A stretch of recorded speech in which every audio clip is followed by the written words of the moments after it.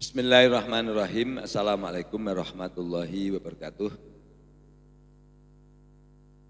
Allahumma salli ala sayyidina Muhammad wa ala alihi wa sahbihi wa ummatihi asma'in. Pada hadirin peserta kuliah ilmu kesehatan hewan dan peternakan di Mayer Laboratories dan semua peternak dan praktisi kesehatan hewan di Indonesia, pada hari ini hari Senin tanggal 22 Desember tahun 2025, kami Mayer Laboratories, saya Daerah Muhammad Burhan akan launching produk untuk mencegah penyakit PMK, LSD, kemudian BEF dan penyakit virus lainnya. Jadi karena kalau harga vaksin mahal, makanya saya menciptakan, memformulasikan bioimun. Jadi ini adalah imunomodulator. Kalau ini secara ilmiah lebih efektif daripada vaksin. Kenapa? Karena kalau vaksin itu impor, belum tentu homolog atau belum tentu serotipenya sama dengan yang ada di lapangan. Nah, bagaimana mekanismenya bioimun ini? Mekanisme bioimun ini adalah, jadi yang namanya di lapangan, contoh sekarang kondisi PMK, selalu ada virus PMK. Dengan pemberian bioimun ini, artinya sapi itu pasti terinfeksi oleh virus di lapangan. Dengan pemberian bioimun ini, sapi akan distimulus atau dirangsang oleh bioimun ini untuk menghasilkan antibodi untuk melawan virus yang ada. Jadi ini tubuh langsung memang didorong, distimulus untuk menghasilkan antibodi untuk melawan infeksi virus yang ada di lapangan. Ya, bioimun ini. Nah, komposisinya adalah satu imunomodulator. Jadi memang modulator atau stimulan penghasil antibodi terhadap agen penyakit yang ada di lapangan. Kemudian mengandung B12 dan vitamin E. Kenapa B12? Karena apa? Intinya darah. Jadi volume darah, jumlah darah itu berkaitan sama katakanlah istilahnya metabolisme secara sistemik. Termasuk katakanlah situasi antibodi.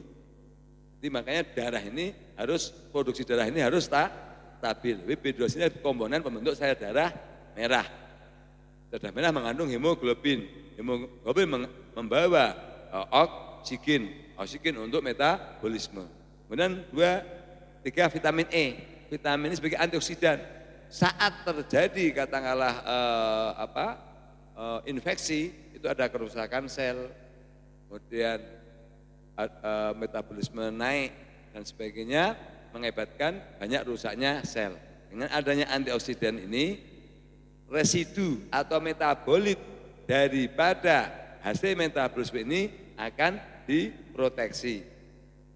Jadi kerusakan sel akibat proses metabolisme itu menjadi menurun karena mengandung antioksidan. Nah, dosisnya ini adalah, dosisnya ini 10 mili per 200 kg berat badan. Maksimal sampai 200 kg sampai 15 mili. Jadi kalau secara umum per 400 kilo dia butuh 25 mili. Cukup diberikan sekali. Nah, terus bagaimana kalau dengan vaksin bisa? Jadi contoh kalau habis divaksin diberikan ini akan meningkatkan produksi antibodi. Jadi vaksin itu kan masukkan bibit penyakit atau antigen. Tubuh akhirnya merangsang untuk menghasilkan antibodi secara alamiah, secara fisiologi. Nah, dengan pemberian bioimun ini distimulus lebih cepat. Nah, makanya kapan pemberiannya? Nah, kalau paling tepat 3 hari sebelum divaksin atau 3 hari setelah divaksin. Terus bagaimana kalau enggak vaksin? Kalau saran saya sebagai dokter hewan, karena vaksin juga tidak menjamin, tidak usah divaksin, cukup berikan bioimun. Karena vaksin harganya mahal, 1 dosis di atas 80.000, kasihan.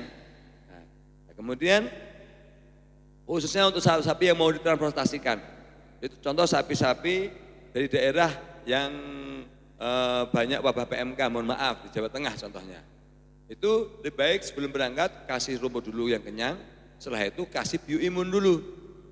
Nanti akhirnya khawatirnya dia itu sudah carrier, udah masa inkubasi PMK, dia dengan bioimun langsung tubuh menghasilkan antibody sehingga akhirnya tidak muncul klinis PMK.